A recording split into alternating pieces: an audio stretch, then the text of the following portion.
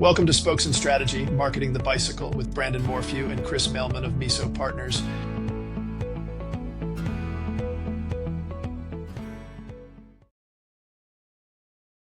Hello, welcome to another episode of Spokes and Strategy. Brandon Morphew flying solo today.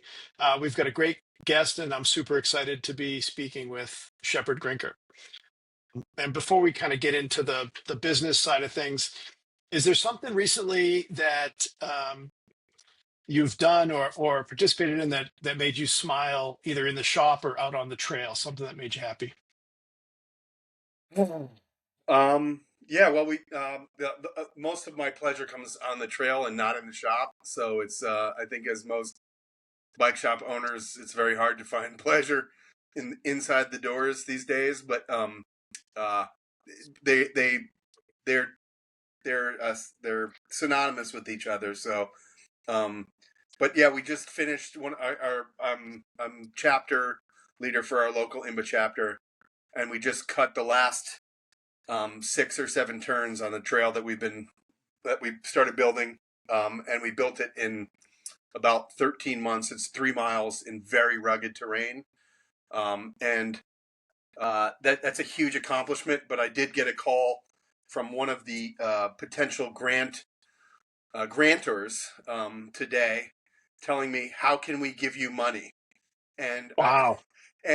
and we were discussing, like, okay, well, this is a rare thing. Like, okay, why are you asking? And what it boils down to is when you get stuff done and you're proactive and you're moving at a ridiculously good pace, it turns out in non-for-profits, that's what they're looking for, because the return of investment and saying that we donated this money to this organization and they did this in this very short period of time and it didn't drag on.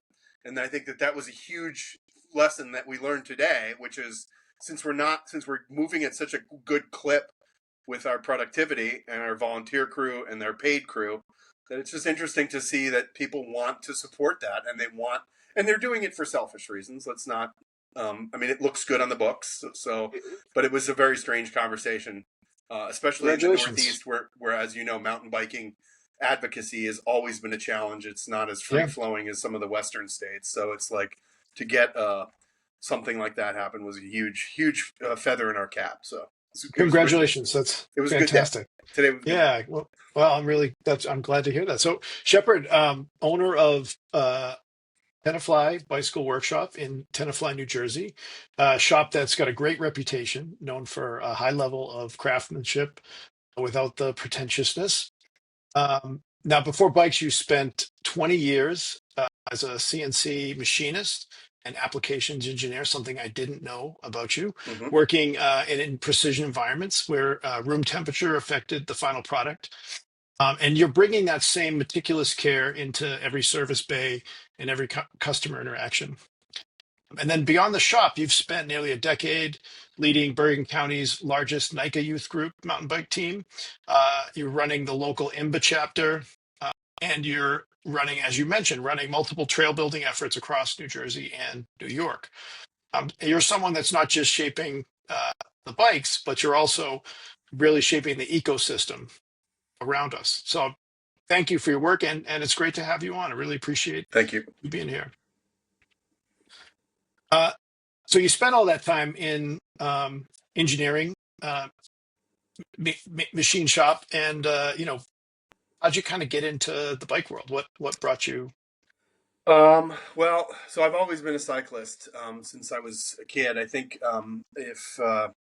if you look deep enough on our blog on our website at bicycleworkshop.com, you can see, and it's kind of it's not front facing. You got to search for it a little bit.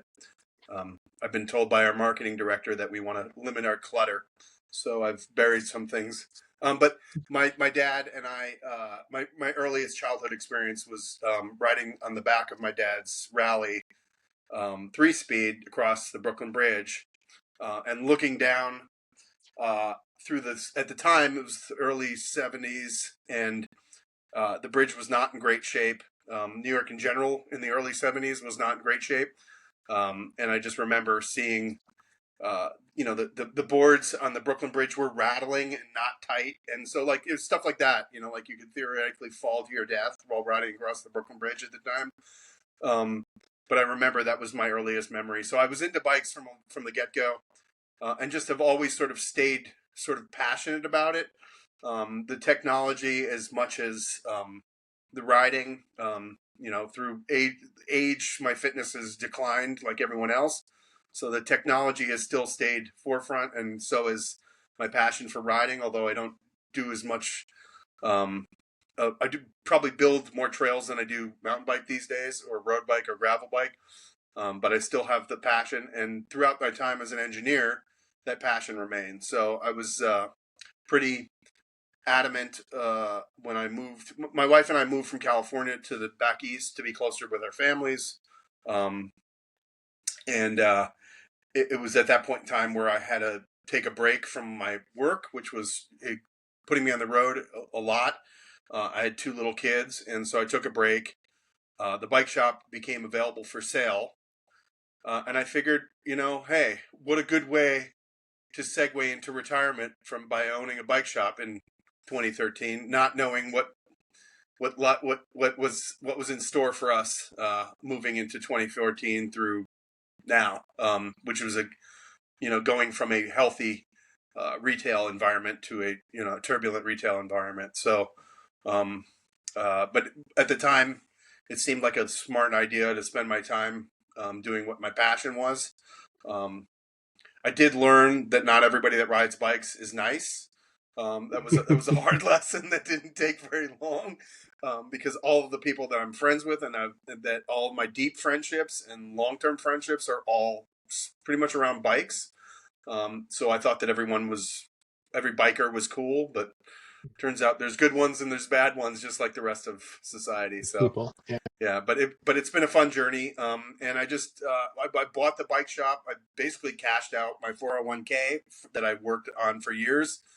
And I think the interesting thing was when we bought the shop, it was uh, we were able to identify like customer service issues that right off the bat, just by going in as a secret shopper when we was in the asset purchase agreement process, and seeing the small areas that could be fixed were very simple. Just having a cleaner work environment, having a cleaner shop, and just being friendly and nice to people, and being grateful that they were coming into your store.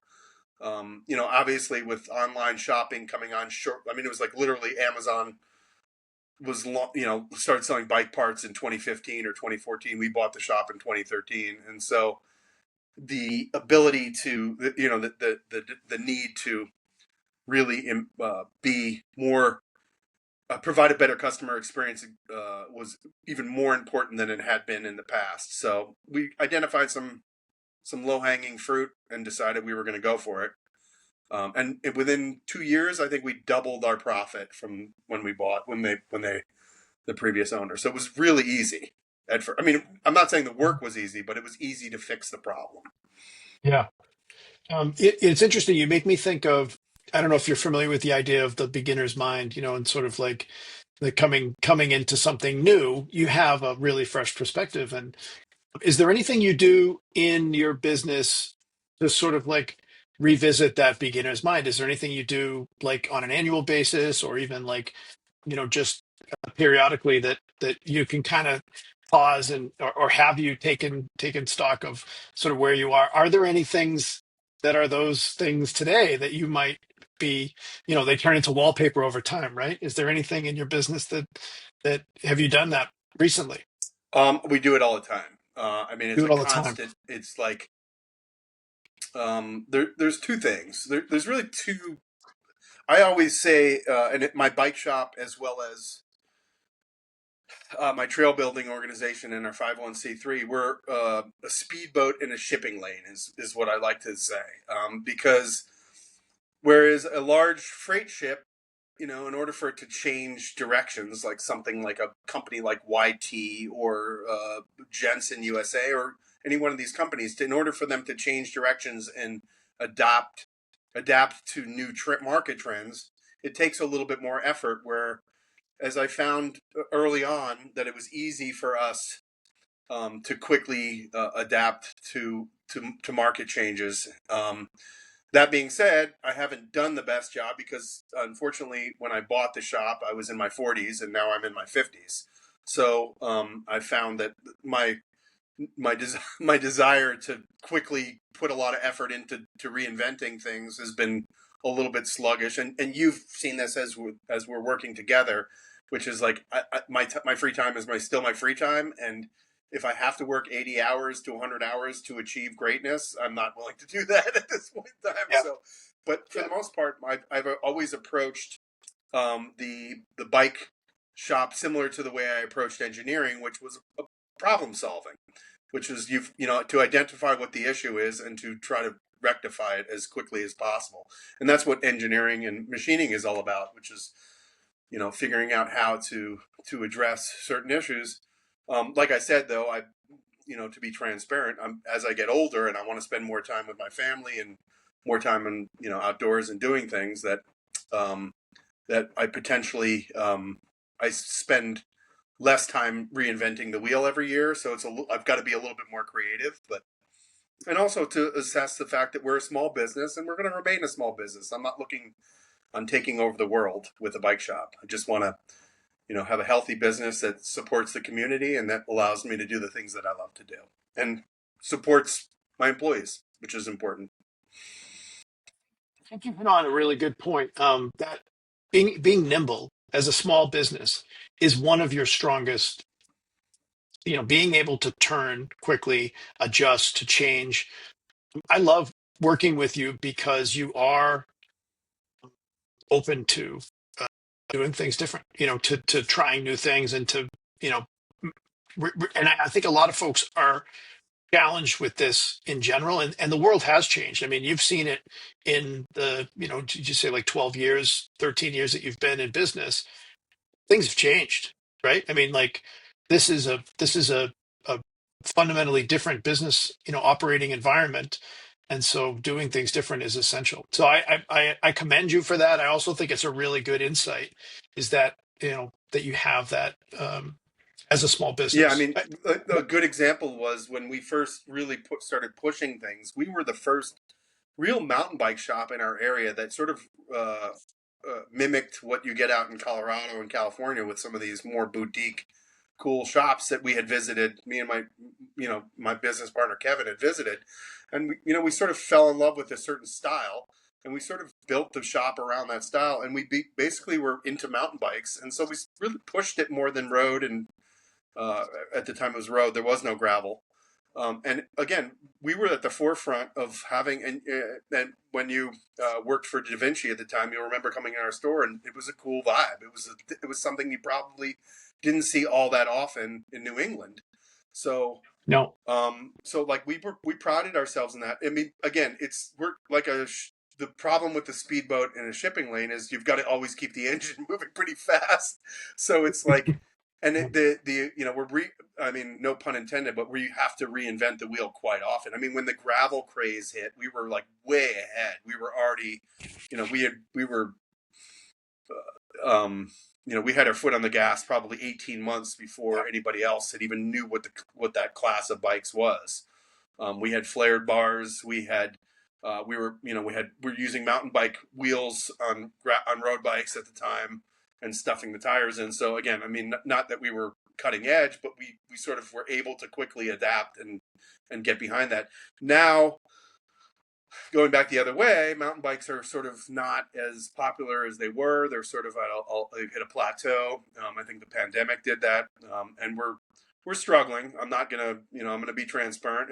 We've dug our heels in with, not selling tri bikes and selling road, but selling reasonable road as opposed to ridiculously high end bikes that really are just more of less utilized than they could be. But it's been a challenge and it's been fun. But yeah, what do you? So there's a lot of pressure there. And one of the things I've always been um, admired about you and the shop is you guys have a phenomenal Google rating, which is it's really hard to do, but and you have a lot of reviews, so it's not like you're not working with a small sample size. So having that reputation, I think you do a lot of work on the customer service. But what are some of the pressures or challenges that come with that, especially as you're seeing a shift in you know consumer behavior? Mountain bikes have plateaued. I mean, I think there's still a really sizable market, addressable market. I think people are still out there and riding and excited about mountain bikes. I think probably the consumer's changing a bit. I think there are some things happening that are worth, but thinking about that, knowing that this is changing, knowing that you have, built this reputation, you kind of have this feel.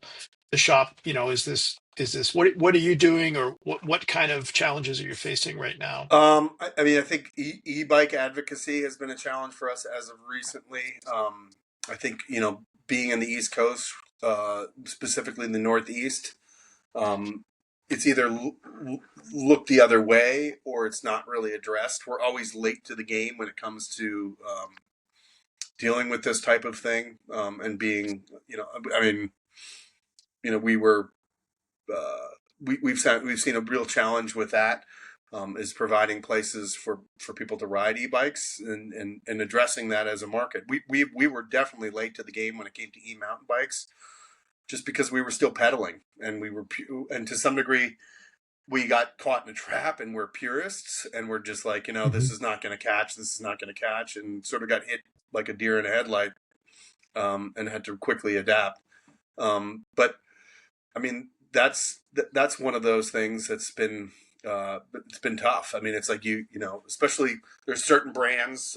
The S brand, for example, just has a huge market hold around here, and it's like hard to sell against it. Um, so that's been a little bit of a challenge, but for the most part, I mean, uh, I find that's one of those things that, um, the consumer's confused about it too. I mean, I think that's another thing. Just in the East Coast, it's been, it's picking up. The product also isn't really conducive to where we ride. I mean, as you know, in Massachusetts, you've got short, punchy climbs, and you've got Mhm. steep technical descents. And a full power e-bike doesn't really do well there. So it's like the mid power e-bikes, for example, like, which is not a global seller, it, is been has been what we need here. We don't need, we need range, for example. We don't need a lot of power to punch up things. It's just you're just changing directions and changing uh, altitude too quickly. So it's those little Mhm. things like that. That's been on our radar, and we were late. I'm not going to BS you. We were late.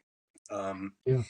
but that's sort of at the forefront right now, is you know the cycling industry in general, has moved. There's really two groups that I see. There's the younger group that don't really have the experience of, growing up and going to a butcher shop and a hardware store and having a retail experience. They go to Home Depot or Walmart or big box stores, Costco.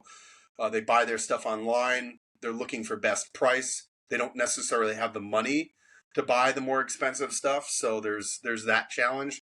And then you've got this group in their 40s and 50s that have sort of we've built our business around, that are they're phasing out. They're not into cycling as much. E-bikes are prolonging that, but that's really, that's one of those things that we find there's a big gap. There's that 25 to 37 probably in age group that, like, you're really having a tough time getting them to A, come into your store, and then B, loyal customers and understand the benefit of having a retail store that's giving back. We've tried to bridge that gap. One of my goals was I spent so much time with my advocacy group, and I was just giving and giving and giving and not taking anything from it. And we've decided to merge the two together and associate what we're doing with the advocacy group with the shop, for fiscal reasons, quite honestly. I know it sounds Yeah. cheap, but I have to, in order for us to stay in business, we have to let people know that we're building these trails. My shop is building these trails. It's not just It's not just a group of people. It's, it's my shop Yeah. and a group of people that are doing it. So these are the challenges that we're facing now. But having a community business is very important to us as well. Our logo that's on the bottom of our homepage and every page on our website is, to build to get more people on bikes and find more places for them to ride on them. That's Bergen County, where we're located, has 0 miles of mountain bike trails, legal mountain bike trails, 0 miles. And that's as a mountain bike shop, that was the first thing I decided we had to fix, and I had to do it. If I had to do it personally, and while other shops around us just ignored it and just sent their customers out to, and gave them directions to the illegal trails, we said we were going to try to do things differently and do things by the books. And that's paid off, I think.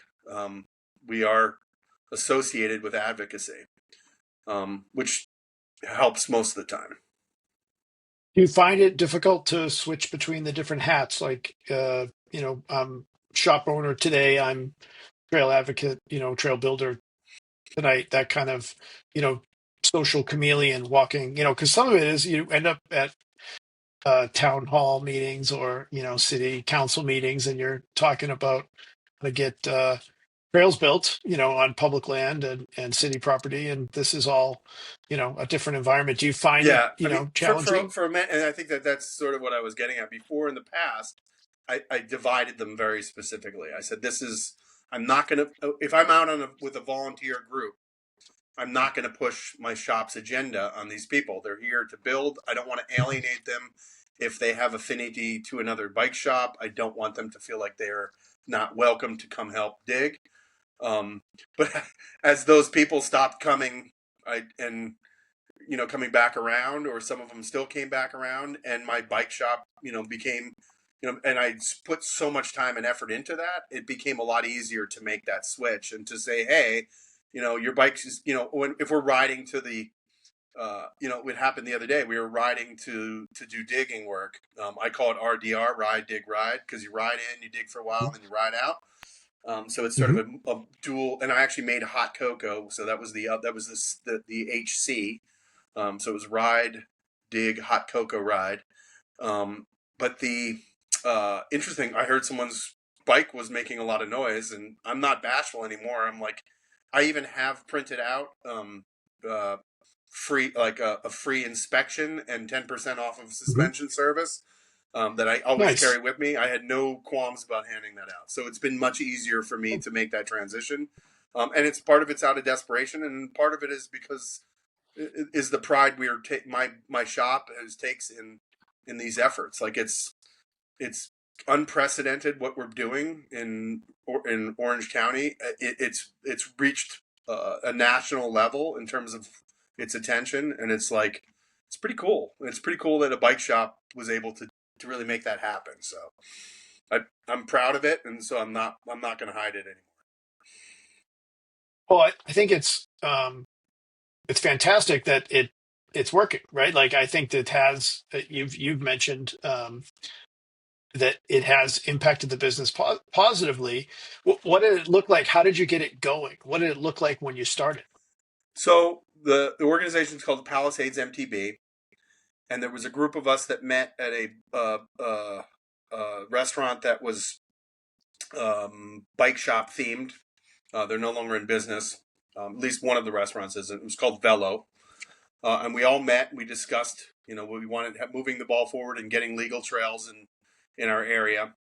I was uninvited from the group because I was a bike shop owner, and the original group felt that they did not want to alienate other bike shops. So I sat by and watched them do their thing for about 2 years. The group kind of broke up. One guy moved to Sweden, one guy moved somewhere else, one guy got into politics. It sort of was starting to fade. And me and the existing president had a conversation. I said, well, why don't we fire this thing up and see what we got? And so we did. And we hunted for projects. And it was like the not in my backyard is through the roof in Bergen County. It's like uh, it's pretty impressive how people will make up lies and stuff to keep you from finding a good place for kids to do stuff. We tried to build a pump track in one of the local towns here, and it was like we were like an outside organization building a BMX racetrack and promoting drug use. It was like Yeah. the NIMBYs, as we call them, were, came out in full force. Um, and so we kept on banging our heads against a wall, and then finally, we had motion in Sterling Forest State Park, and we said, has anybody ever asked the state if we can build with mechanized equipment? Because right now they built 8 miles. It took them 8 years to do it, or 7 years to do it. And that's just who's like, I can't. I'll be 80 by the time the master plan called for 45 miles. I'm like, this is going too slow for me. So we went to the state. Your kids' We kids will went be able Yeah, to we enjoy went it. to New York State. We said, hey, is there any objection to using machines? And they said to us, we thought you'd never ask. And it was at that point in time that because the state wanted to have and this is my point that I made earlier about people wanting to throw money at us, to have a master plan sitting for 25 years unexecuted doesn't look good. And to have a No. local user group come in and do the brunt of the paperwork, do the brunt of the fundraising, organize volunteer crews to build the trails and to do all this stuff, and to do it at a rapid pace. I mean, I think the first trail we built was a mile in very rocky terrain. Like you couldn't walk through it. It was really hard. Um, Mhm. and we put the trail in I think it was like 4 months to go in there and do this work in such a incredible pace. It was just amazing to the park. And then we just immediately had a good reputation, and it just keeps spiraling and spiraling and getting better and better. So it's so gratifying, because in a world where you're just constantly up against things that are slowing you down, to just have all of the stars aligned, everyone is in favor of it. There's really very few objections to what we're doing. I mean, almost no objections. And everyone's enjoying it. They're like, they love it. We get emails and texts and messages all the time, which is like, you guys are doing God's work. It's like and you're doing it at such a fast pace that it just makes it really fun. It's it's just so awesome. So, I mean, that was Palisades MTB. We got it, and now we're being asked to look at other projects in different areas because of it, because they know, the local managers, we have a reputation of what we Yeah. can accomplish. So it's just fun to be part of, and it's just fun. And what's interesting is we had an event. Again, I'll stop talking about it. But we had an event 3 weeks ago, which was a group ride where we rode the new trail, and we brought 100 and I think 18 people signed up, and about 100 showed up. And the original crew that started it were all there. They had started the project in their late 90s, and they all were there together. And they were like, like we were like, I mean, not to say that we were all patting ourselves in the back, but like, they thought it would never happen. They were like, there's no way. There was so much opposition 20 years ago, and even 10 years ago, and to see like the tides turn, and it's a nice thing. I mean, I live in New Jersey, but New York State is very progressive when it comes to finding outdoor space for its citizens, more so than a lot of states out in the East Coast. The pandemic really thrust them even further far forward, because they realized there was a public health crisis, a mental health crisis, that could get resolved by getting more people exposed to nature, and even making picnic areas for people to get out of the city to go have a picnic was a huge priority for not in New York, just in New York City, but Rochester and other parts of the state, which were depressed at the time after the pandemic. And it's just really cool. It's really fun to be part of.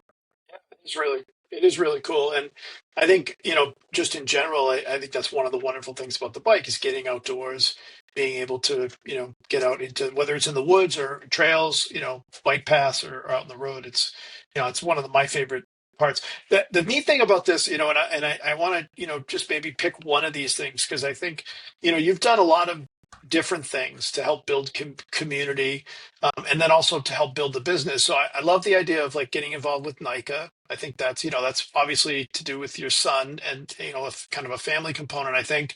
But between that and then, doing the online service, the booking online service, which is a new endeavor for you, but I think it's a really exciting one. And then, uh, this trail building, is there one of these things that you would say has had an oversized impact on the business? I think I mean, you kind of pushed me for months to look at the online booking, and I didn't really believe it. And I'm still not 100% sold on it, but I'm finding um, some of the things that booking service. So, to give a little bit of a background for anybody that's listening, it we've started booking service on through our website. We're testing out different back end softwares to do it. We're in the process of looking at two of them. We've already started working with one of them. It's been a very good experience, and what we're finding is that just like everyone else that's busy, they get home. People get home from work. They sit down, they have their dinner, they get on their phone, maybe they scroll, they do some doom scrolling, they see one of our posts pop up. They remember the bike shop.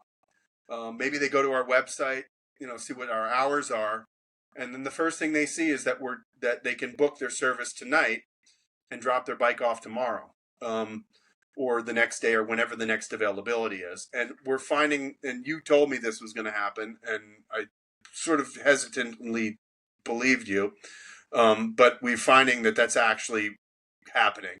We're finding that the booking is happening at hours that the shop is not open. And again, anytime, any chance you can. So I've had this conundrum, right? Because I don't want to have it be an online retailer. I don't want to do that. We want to have a bike shop where we see people, we have interactions with people. Like, I could have done the online retailing thing 10 years ago when Worldwide Cyclery was doing it, and when Bike Fanatic, and Mhm. when Jensen was doing it. But Yeah.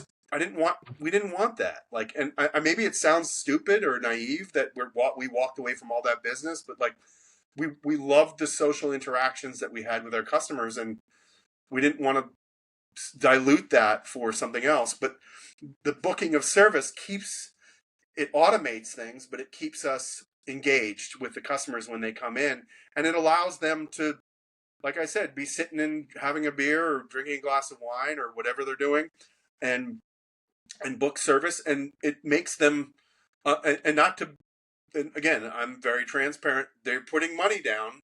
We're making them give a deposit Mhm. on service, so they've got to come in, and they do. And that's Mhm. been the most. And again, we're in the off season right now, so we're not seeing a lot of it, but we're seeing more than we expected, with very little promoting. So that being said, we know that this is going to snowball when we come out in the spring, pretty heavily.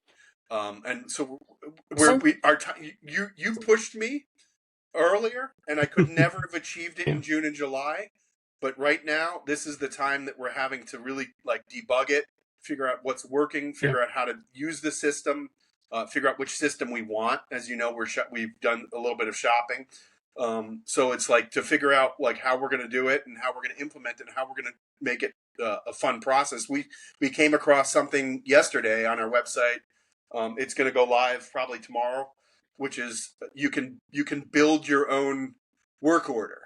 So you can select the items that you want to have done to your bike, like a menu. In fact, I've redesigned our website from having just straight service, that it has menu items, a la carte items, and it has your dessert menu to choose from. So like, we've gone as far as like, and then you can design your own work order. Like, okay, this is what I want done on my bike, and a lot of it is to book it, but a lot of it we found is the interesting thing was, they see that a tune-up is $120, for example. They think that's a lot of money, but let me go on and just do two front and rear derailleur adjustment, front and rear brake adjustment, and then they're said like, wait, I'm at $100 now, and I need to get my flat fixed. Oh wait, now I'm at 125. Well, Yeah. You're right, there yeah, already. yeah, you're Yeah. there It already, just, it all and adds I'm up. not getting I'm not getting my wheels trued. They're not going through the rest of my bike. They're not doing a safety check. They're Yeah. not wiping it down, and they're not doing a test ride on it for $120. So they I can think, sort of feel the value in all of that. So that's one of those things that we just, I mean, that just happened yesterday, I think. So yeah, it's like, I love what's that. that? It's really good. I love that. And I think the insight there for me that when I hear that is, you know, you saying you don't want to be involved in online, which I totally get. Like that's not where you want to be. You want social interactions. I think what good technology does is it allows you to have these more authentic and more robust and easier social interactions, right? So it gets Right, people into the shop. I think that's to me is like where are those? Like more of those, please. Where do we find right. those things that can bring people in and bring community together in a positive way and make people's lives easier, but also get them into the shop with less friction. So I'm Yeah, excited to and hear that's a yeah, and we great one. also just implemented, because the software we're using is HubTiger, and they have it's a South African company. There's a little bit of issues with the way they name things. They call it Mhm. collections, which is pickup. I'm trying to get them to change Mhm. that because I'm like, collections is not a good thing in the United States. If you get sent to collections, you don't want that. I don't want to schedule a collection. I want to schedule a pickup. So we're trying to get that. Also, none of my employees knew what a flat number was. That was one of those things. But they have a drop off and a pickup and delivery, which is one of those things that in the off season we're going to basically do for free just to get work in the door. And so they have all that stuff built in. Um, which is pretty cool. So we can have delivery, we can have a free delivery for the winter, and then when things start to pick up, we can start to charge for that. But again, we still have that interaction with the customer. It's not as good as having them come in the store if we have to pick up and drop off, but for the most part, like it's still engaging in sales and in with our customers. And a lot of times, they'll do a pickup, but they won't do a drop off. And so, or they'll drop off the bike, but they want us to deliver it later. Maybe they don't have a bike rack, maybe they don't have a hitch rack for their car. It happens a lot, but it's really neat to sort of start offering these things. And really, again, it's really about providing, making it easier for customers to ride bikes. I mean, that's really what we want to do more than anything else. Stay busy. Our employees, I want them to have a good life, and to have, and have, and not feel like they're under the gun. And I provide my employees with insurance and workman's comp and everything else, so it's feel like they have a home that they feel comfortable with, Yep. and they have, security to stay. I have all of my employees have been with me for many, many years. I don't have any seasonal guys. We just don't do it. I think that's a big reason. That's a big reason you have the 4.9 Yes. stars. So Right. question, and this is sort of like big picture, it's visualization. 5 years from now, what does the shop look like? What does the cycling community look like? I hope I don't know. Yeah. I don't think I got five. I don't think What I would have you like? 5 years left. What would you like it to look? Well, even if it wasn't, if you weren't there, what would you I like mean, it to look? I hope I have. What would success look Honestly, I like for would you? hope I would have involvement in the store until I'm done riding bikes. Uh, Hmm. I think. I mean, I think honestly, if we could incrementally grow a little bit every year, and have, I just, this is the pessimistic side of me, which is like I feel like it's so much work to run a small business, and there's so many things Hmm. against you, that it's like at a certain point in time, if without good leadership and without good, without stamina, like things get really challenging. So it's like when you say 5 years, I'm like, no, no, 5 years. Let's talk 3 years. That's Okay. that's What do you more think about valuable three? to me. What would a good improvement in the cycling community around you look in 3 years? What would be a good like future if you could Well, design it? What would you like to I mean, see? my goal is the trails that we're building at Sterling are going to Sterling Forest, which is in Tuxedo. It's in Tuxedo and Sloatsburg. That's where it borders the two Mhm. towns in New York, and then it's not too far from Warwick. And to actually have have those local communities understand there's an economic viability to what we're doing there, and then to have a second location there. um, and to really serve those towns that are really embracing this.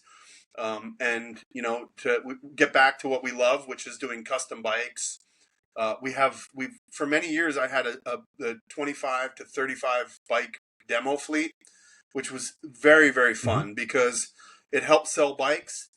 And we did it again for selfless reasons that I had bought at the time like a $4,000 or $5,000 Merlin that didn't fit me, and then I didn't get to Hmm. test ride. And we've sort of decided, like, we were like, hey, we never want to have a customer have that happen again. We want to basically, before someone spends that kind of cash on a bicycle, they should have a chance to ride it. So we prided ourselves in having the largest demo fleet probably in the East Coast. As when you were with Da Vinci, I think we Hmm. had a full Yeah, size you run of guys, it was hatchets. I had a full size run of big yeah, yeah, van. and we had Yeah. a van. So we would, I'd like to get back to that. That's a very because that also that demo, having the demo fleet and having really drew like what I keep talking about, which is getting more customer interactions and meeting new people because people would drive from Philly or from Boston because they could test ride a Yeti, an Ibis, a Da Vinci at the time. We used to have Hmm. for a while we had Pivot, we had Santa Cruz, and I will also say that we moved away from those brands on our side. The, Hmm. they didn't do it, we did it. We just loved Ibis and Yeti so much, and the way they rode, and the relationship we had with those companies. We now have Mondraker, which is very much has that old school sort of American feel to it that we haven't felt, even though they're from Spain. They're very They're embracing the local bike shop and the direct and steering clear of the direct to consumer model, which we love. We have to have it. I'd like to see a more level playing field with product coming from overseas. I mean, that's one of those things. It's a real challenge. Like the direct to consumer model Yeah. has been a real challenge. There's nothing we can do about it. It is the way it is.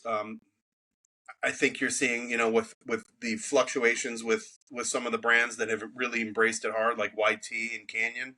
A little bit of circling of the wagons because um, Americans they'll spend 45 minutes trying to assemble an IKEA dresser and run out of patience. I don't know how we're going to deal with bikes. So Yep. we're not we, we don't roll up our sleeves and just get at it sometimes. So Yeah. we see a lot of those bikes come into our store. And those are challenging customers as well because they save money on their bikes and they come into the store and they're expecting to save money on service too. And we're like, well, you can't have both. So, but I'd like to see us get back to more level playing field and really sort of have, the demo fleet was huge for us because, like I said, we had people coming from, far distances to test ride two or three bikes in one shot. And especially if the Sterling thing really, if it gets to where we want it to be, which is we're very close, we're about halfway there. Hmm. Uh, uh, Yeah. you'll have a location where you could go really test these bikes out and get a real sample of what they are. We used to do guided demos, which was a huge thing, which got an employee out of the shop to take a customer out on a ride, so they were not lost Hmm. if they were traveling from a distance. That was really cool because Yeah. you got out to ride with the customer. We had at one point in time we had a 90% closure rate with guided rides, Wow. guided demos. So if we Wow. took a customer, I mean, yeah, if we took a customer out on the trail, that's a lot. and they, just they They bought bought a a bike, bike. pretty much. Yeah, that's really cool. So I love it. I love that, and I think there's some value there. I imagine it's expensive to do that. So there's probably a component around cost that investment. But I'd love to hear and help if you need it. I'd love to hear more about that. Um, One thing I'm curious about, is there anything that in the bike industry specifically that you think shops overlook? There's things that like they miss when they're either customer interactions, maybe it's marketing, maybe it's Um, operations. Is there anything you think yeah, I mean, shops there's a lot miss? of things. I mean, the customers. I think it was. I want to say it was National Bicycle Dealers Association had a document that they put out. I want to say 5 or 6 years ago that were really asking bike shop employees and owners to really think hard about when someone is in your store, why are they there? And I think that beating that message down in my own head and then you know re reiterating it to my employees is something that has to happen often, which is they're in your store. Why are they there? Because they had the option or the opportunity to do everything they wanted online now. They don't have to leave their homes anymore, but they're there. So why are they there? And to identify those things and to embrace those things, and it leads to like fun interactions with people. Finding out that their goldfish died, um, and they're sad. Um, and again, a lot of times they're sad and it's not something that's fun. But you dig into a customer's life and why they're there and why they wanted to come into the bike shop and shoot the breeze. Um, and then, Mhm. of course, we laugh about it afterwards. So that's where the joy comes in. But that's really the important thing to me and my employees, which is like, okay, you're here for a reason, and we need to embrace that reason. You're here because you want to have a social interaction, as opposed to have a computer interaction or an interaction with someone online. So that's one thing, and then even more so, that's the challenge is to teach, to give people like I hate to sound old, but to give kids and that younger group that I'm talking about, to give them a good enough customer service experience that they're like, oh wow, I've never had this before, or when I go into the Apple store, I don't get treated this nice, or I went to go to Foot Locker to buy some sneakers and I didn't get treated this way. This is cool. I like this. I want to have more of this. And I think that's you see that in our reviews, which is that like and again, it's not always the money makers that write the good reviews. Usually it's not. It's the people that we're actually, spending too much time with, and really coddling them, sadly enough. But that's kind of how it works. Is like, you really want to provide someone with a different experience than they're used to. And I know a common experience that people don't think about, but as a bike shop owner, I spend probably 3 times a year. I'll go to the mall and I'll go into different stores and I will sample the experience that most customers have when they go into a retail environment. And that's a huge, huge thing, especially in Bergen County in New Jersey, where we have a lot of malls, is to go in and just be like, wow, this is terrible. Or this was great. I had a great experience at the Van store in one of the local malls here. And I was like, that was really fun. Like, I want to go back. Like, the people were cool. They were like, and like I wanted to, I ended up putting more stuff on the counter because I wanted to stay there longer. Like, that's the kind of thing that I think more bike shop and retailers really need to think about is like how to, really not only control the customer service experience, but to make it fun for yourself. I think that's an important thing. If it's not fun, if it's you're just going through the motion just to get the business, then you should get out of the business and do something else. Do something that's not customer service oriented. There's a lot of bike shops, and that's one of and I'm also the reason I say that is because I'm looking at all these bike shops that go out of business, and they're all the ones that are going out of business have you look at the reviews and they're terrible. People had a bad experience, and so they're no longer it's no longer working. Um, and so that those are the things that I find, and then and if you look at people's complaints about bike shops, why they buy from companies like Canyon and YT, it's because they've had a lot of those experiences. And so, how can you rectify that, and still be profitable and still keep your doors open? I mean, that's the other challenge is look at how much it costs to rebuild your motorcycle suspension versus how much it costs to rebuild a mountain bike suspension. And it's like it's, you've talked to a motorcycle mechanic, like, I don't want to go near mountain bikes. The parts are too small.